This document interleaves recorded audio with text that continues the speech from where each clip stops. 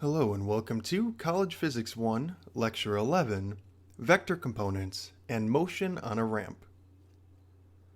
In previous lectures, we solved problems in which an object moved in a straight line path. We will now shift our focus to objects moving in curving paths, so that their motion is in two dimensions. A ball arcing through the air is an example of this two-dimensional motion because it is moving horizontally and vertically at the same time. Since the direction of motion will be important, we need to develop an appropriate mathematical language to describe it. In other words, the language of vectors. We introduced the concept of a vector previously, but we will revisit it to develop techniques for working with vectors as a tool to study motion in two dimensions. And then to start with a simpler example, we'll take a look at motion along a ramp before we actually get into the true two-dimensional motion of projectile motion in our next lecture. So this next slide is kind of just a recap of our previous vector discussion. So I'll go through this pretty quick. By definition, a vector is any quantity that has both a size, in other words a magnitude, and a direction. So as an example, we have the velocity vector shown on the right. The particle is moving in the direction indicated by the arrow, so up and to the right. The particle's speed, in other words the magnitude of the velocity, is the 5 meters per second.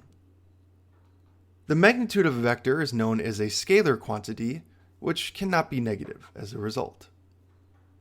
So remember, a vector has a size, the magnitude 5 meters per second in this case, and a direction, in this case indicated by the arrow. Well, any vector can be broken down into its components.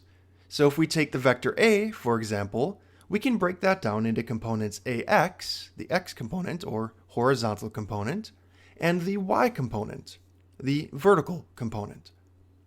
These are said to be projections onto the axes. And what we mean by that is if you just imagine projecting this straight downward, X is the horizontal projection, Y is the vertical projection.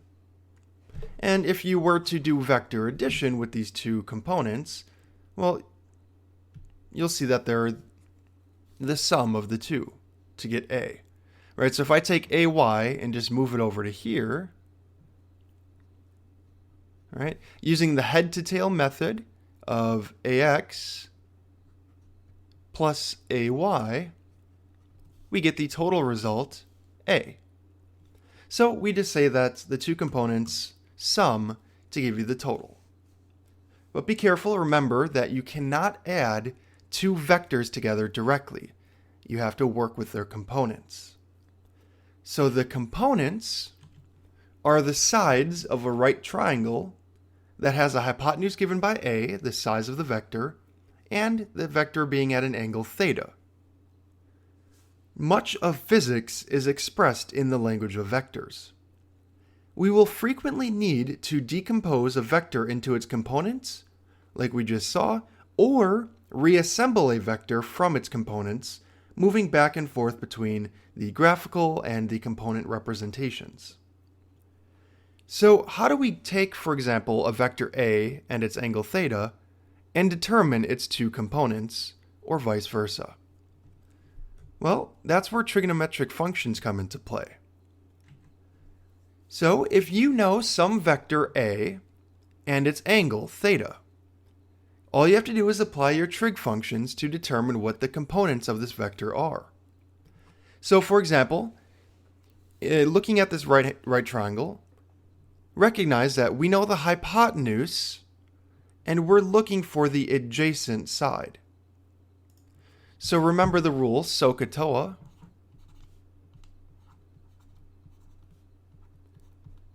Right? So we know the hypotenuse is A, and we're looking for the adjacent side. So adjacent and hypotenuse uses the cosine function. So the x component uses the cosine function. The y component is the opposite side of our angle. So if we know the hypotenuse and we're looking for the opposite side, we have to use the sine function. Now, if you're wondering where these equations came from, just remember that by definition, cosine of theta is equal to adjacent over hypotenuse. Well, looking at the triangle over here, the adjacent side is AX, and the hypotenuse is A. So all I did was rearrange this for AX. So multiply A to the other side, and you have AX equals cosine theta. Same thing over here. We should know that by definition, sine of theta is opposite over hypotenuse. Well, the opposite side of this triangle is AY, and the hypotenuse is A. So again, just rearrange by multiplying A to the other side, and you have the equation that is written on the screen. So I'm going to erase this. This is just me showing you where this came from. But it gets cluttered if I keep that there. So that is how you solve for the components of a vector. A word of caution, as we'll look at in just a minute, x isn't always using the cosine function, and y isn't always using the sine function. We will see those roles change. But before we get there, let's also realize that we might have to work backwards. So what if we know the x and y components, the two sides of a right triangle, but we want to find A and the angle? Well, recognize in such a case, we know the x component and the y component, two sides of a triangle. So we can use the Pythagorean theorem to solve for the third side, A. Right? Any two sides, if you know them of a triangle, you can solve for the third with Pythagorean theorem. And so that's what we're doing with this equation here on the bottom left. The hypotenuse A is equal to ax squared plus ay squared, and then take the square root to get rid of the square that was on A. The angle is given by the tangent function. So if you're looking at this, we know the x and the y components, hypothetically. Well, the trig function that uses the opposite side and the adjacent side is tangent. So to get, so at this point, that would have tangent of theta is equal to ay over ax. And so to get theta out of the tangent function, you take the inverse tangent of the y over the x value. And so that's where that equation came from.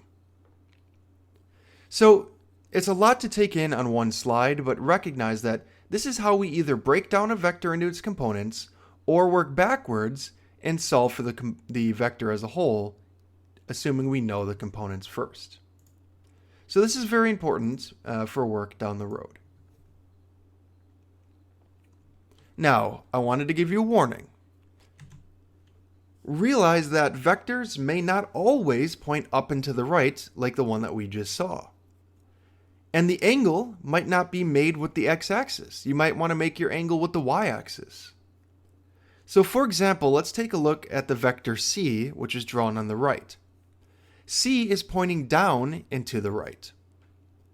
Well, the y component of this, cy, is pointing downward, which is the negative direction. And so we have a negative component of a vector in this case. And not only that, but the angle which we're using as phi in this case is drawn to the y-axis. So realize now that the opposite side of this is the x component. So now we're using sine along with the x component and cosine with the y component, which is the opposite of what we saw with the last vector. And don't forget again that there's the negative value for y. So the whole point of me showing you this is simply to just let you know that x is not always with cosine, y is not always with sine, or vice versa. The roles of these trig functions change based on whatever your problem is. Now, one more point before we move on is the fact that notice that we're using the angle phi with the y-axis. Theoretically, you could also solve this looking at it with a different angle on this side, let's say theta. And then your x component is now the adjacent side, and your y component is now the opposite side again. So the roles are reversed. So you just have to stick with whatever angle you're choosing, whether it be the side underneath or the side above, and then make sure you write out your trig functions accordingly. Okay, so I'll erase this so not to clutter too much. All right, so let's look at an application of all of this now with motion along a ramp. So anytime we are along a ramp, we are going to be on some incline, and so we get to deal with what we consider to be tilted axes. Oh, sorry, I got ahead of myself. One more thing with vectors.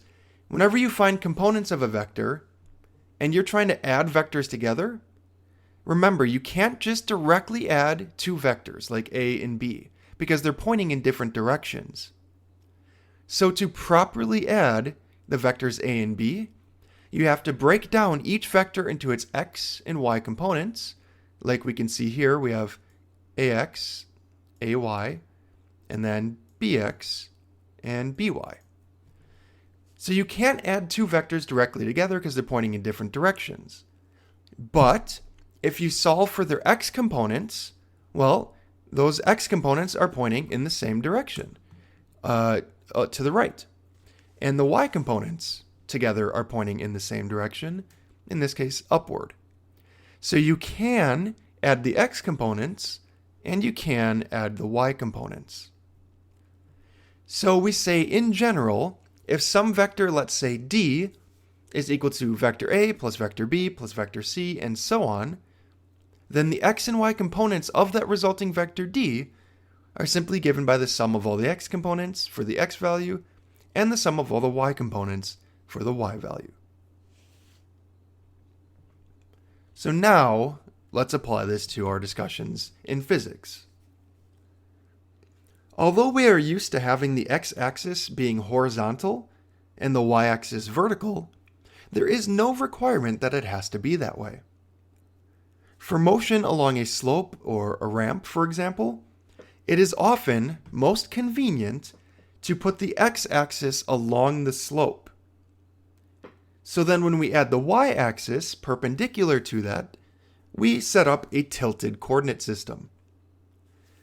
And so that's what we're seeing here. So we have some ramp pointing up and to the right, and we've set our x-axis to be along that slope, which tilts our y-axis up and to the left.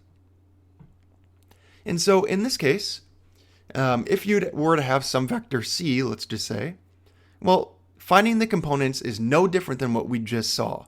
Everything's just slightly tilted. So all the math is the same, there's no extra steps, the process of finding a component is the same. Now, you might be asking, well, why do we tilt our axes, right? I mean, why don't we just keep our axes the way they've always been, right? Straight horizontal and straight vertical. Well, if that's the case, and we have some object, let's say, moving along this path to the right, well, then it's easy. But what if we have an object, say, starting here, and moving up and to the right? Well, in this case, this is complicated because this is motion in both the x direction and in the y direction. So why don't we make it so that we tilt our axes to match that vector v? Right? So why don't we basically just kind of cheat the problem here so that our x-axis points perfectly along with the velocity. Well, now the motion is exclusively along the x direction. So we've basically forced the problem to be one-dimensional, so we don't have to deal with both x and y. Otherwise, you would have more than twice as much work to do. So let's take a look now at what happens when you have motion along a ramp. So consider a crate that is sliding down a frictionless, in other words, smooth ramp tilted at some angle theta. The crate accelerates due to the action of gravity, but it is constrained to accelerate only parallel to the surface and not straight down like the acceleration due to gravity points. So how do we know what the acceleration is then? Well, a motion diagram for the crate is shown in figure B on the right. Notice that the velocity vectors point in the direction of motion, which is downhill and parallel to the ramp's surface. Because the crate is speeding up, its acceleration also points in the same direction down the ramp. We can take advantage of the properties of vectors to find the crate's acceleration. This acceleration vector can be decomposed into two component vectors, the x component along the ramp and a perpendicular component, ay, as shown in figure C. Right, so a free fall, or that due to gravity, always points straight down by definition. But just like any vector, we can compose that or decompose that into its x and y components. Again, x being along the ramp, y being perpendicular to the ramp. The motion diagram shows that the object's actual acceleration, again, is parallel to the incline. In other words, it's the ax value. So we can use trigonometry to work out the magnitude of this acceleration along the ramp. So recognize, looking at this situation here, we have a triangle. We know the acceleration due to free fall, which is g, that due to gravity. Let me write that here. Oops. So we know the acceleration due to gravity is g. And so if we wanted to find the component along the ramp, in other words, the actual acceleration of the object, ax, we need to use the opposite side of our triangle and the hypotenuse. Well, the trig function that uses opposite and hypotenuse is sine. So we say that ax is plus or minus g sine theta. Now, be careful. Whether or not we have plus or minus is important, and it will depend on one of two things. Either or, the direction that the ramp is inclined, or the motion of the problem. So for example, here you can see the object sliding down the ramp and picking up speed. So it's accelerating in the positive direction, right, along the positive x-axis. But what if I drew the ramp the other way? I mean, there's nobody telling me I can't draw my ramp this way instead. And so if the ramp was instead this way, well, recognize now that the x-axis is pointing this way. And so the object would be moving down the ramp in the negative direction. And so the direction or orientation of your ramp and whatever the motion is doing is all relevant for determining whether your value is plus or minus in this equation. We'll get practice with this in just a moment, but be careful. One more point of caution with this equation. This equation only applies for motion along a ramp. On a formula sheet, students tend to see this equation and use it right away for pretty much any problem to solve for a acceleration. But again, this is specific to motion along a ramp because we had to break up this vector into components. So please understand, you can only use this for motion along a ramp. Okay, with that said, let's hop into an example that applies everything we've discussed. I didn't put an animation on, so excuse that last sentence.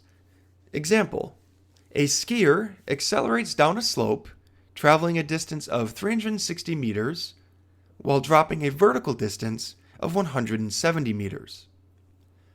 What is the fastest speed a skier could achieve at the end of this run? So, let's draw a diagram first. Note that in our past problems, I only recommended that you drew pictures. We went right into the writing the knowns and the finds and then solving. For motion along a ramp, and especially for projectile motion, which we're about to get to, I strongly encourage you to draw pictures. So in this case, we have a skier moving down the slope, and so let's say we draw a motion diagram for this. So they're starting slow and picking up speed, which means the dots should get further and further apart as they move down this ramp. Also notice that we do know some values. We know that they travel a distance of 360 meters. So the length of the slope is 360 meters. We also know that the vertical distance is 170 meters. So we know this is 170 meters for the height of this ramp. So that's kind of just a visual setup for the problem. Let's write down what we know. Well, again, we tilt our axis so that the x-axis is along the ramp. So we can kind of draw that. And so we can do this like any other problem where we say the origin is where we start. So why don't we say our initial position is 0 meters. We then travel 360 meters along the ramp to our final position, x final, 360 meters. Right, so at the top, we're starting at the origin, and then we move 360 meters along the ramp in the positive x direction. We can also assume that the skier starts at rest at the top of the hill. So we can say Vx initial is 0 meters per second. All right, you start at rest, and then gravity accelerates you down the slope. So that's about it for what we know so far. The problem asks for the speed at the end of the run, so this is looking for Vx final. Okay, so at this point, the problem is solved just like any of the other examples we were working on in previous lectures. We look to our three main kinematic equations, or constant acceleration equations, and choose the one that fits us best. Well, try to remember those three equations, and realize that we don't know the time interval, delta t. If you don't know the time interval, there's only one equation that works for you, and that's the third equation. So we know we're going to have to use the third equation. However, I'll write that actually down here. Don't write this yet. You can write this in a minute. So we have Vx final squared equals Vx initial squared plus 2ax delta x. So recognize if we're trying to solve for that final velocity in this equation, we do know the initial velocity and we do know the displacement delta x, but we don't yet know the acceleration, which is very, very, very common in motion along a ramp problems. So we have to find the acceleration first. However, even though we're trying to find the acceleration first, from our equation that we had on the previous slide, we need the angle theta. So we have to find the angle theta first. So this is where things get interesting. So we have to first find the angle. Well, we know two sides of our right triangle. We know the opposite side is 170, and we know the hypotenuse is 360. So we can use the trig function sine of theta, which is equal to opposite over hypotenuse. So we can use this to solve for the angle theta. Remember, if you try to get your angle outside of the trig function, you take the inverse. So we have the inverse sine function of our opposite side, which was 170, divided by the hypotenuse, 360. So if you plug this in, you should get 28 degrees, which seems like a reasonable angle for what we have set up. Now that we have the angle, we can find the acceleration. So we know ax is equal to plus or minus g sine theta. Now again, we have to know whether we use plus or minus. So first of all, recognize that the positive x direction is down the ramp, and we have an object that is picking up speed down the ramp. From our rules for acceleration, if your object is picking up speed, acceleration points in the same direction as the motion. So it also points down the ramp in the positive direction. So g is 9.8 meters per second squared, and we have the sine of our angle, which was 28 degrees. Plugging all this in, we should get roughly 4.6 meters per second squared. Okay, so the first order of business with motion along a ramp problems is typically to find the acceleration. And sometimes we don't even know the angle like we didn't in this case. So we had to find that first, then the acceleration, and now we can take this acceleration and plug it into the equation below. So in this case, we should have the following. The Vx final, since it's squared, is equal to the square root of Vx initial squared plus 2ax delta x.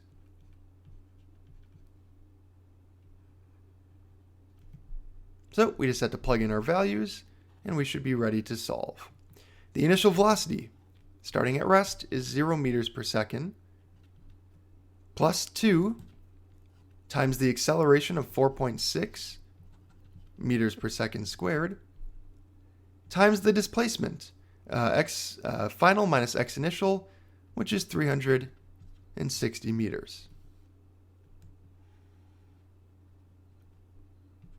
So hopefully we plug all this in correctly, and we should find an answer of 58 meters per second.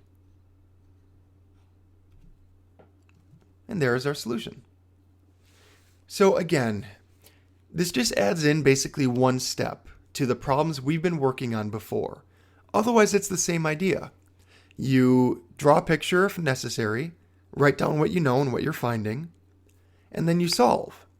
But in the case of motion along a ramp, you typically just have to find that acceleration before you can actually solve. Okay, so with this, let's go ahead and try a few questions to conclude. Question 1. What would be the x and y components of the vector shown?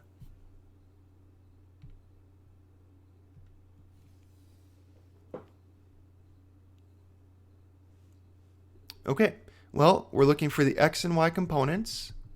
So let's look at the projections onto the axis. Well, along the x direction, it's only moved 2 values.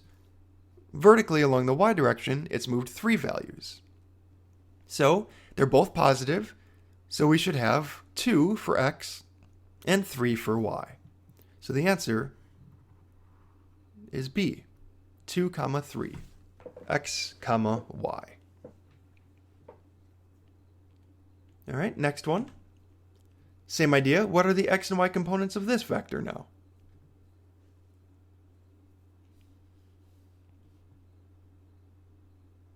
All right, so same idea. You're looking for the components, so if it helps, draw dashed lines to show the projections onto the axes. We have an x value of 3 and a y value of -4. Right? X value 3, y value -4. So we're looking for whatever answer has 3, -4. And so the answer is E in this case. Okay, one more of these types of problems. What would be the x and y components of this vector?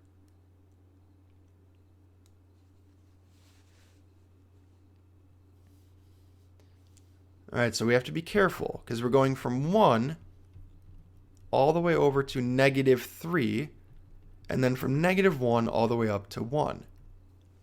So horizontally along x, we have a total distance of -4, right? Final minus initial, negative 3 minus 1 gives you a negative 4 for the x value. For the y value, final minus initial is 1 minus negative 1. And so in this case, we have 2. Excuse me, I had a brain fart there. So we're looking for whatever answer has negative 4, comma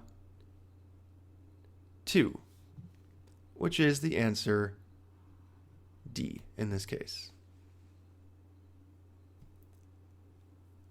Okay, last question, and this is a good one. A ball rolls up the ramp and then back down. Which is the correct graph of acceleration for this motion as it goes up to the top and then back down?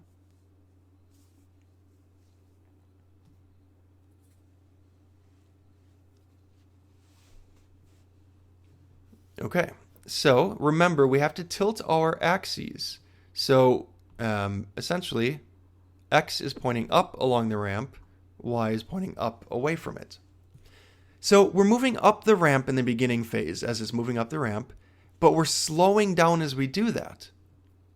So if you're slowing down, acceleration points in the opposite direction of your motion, so the acceleration is pointing downward, which is the negative direction.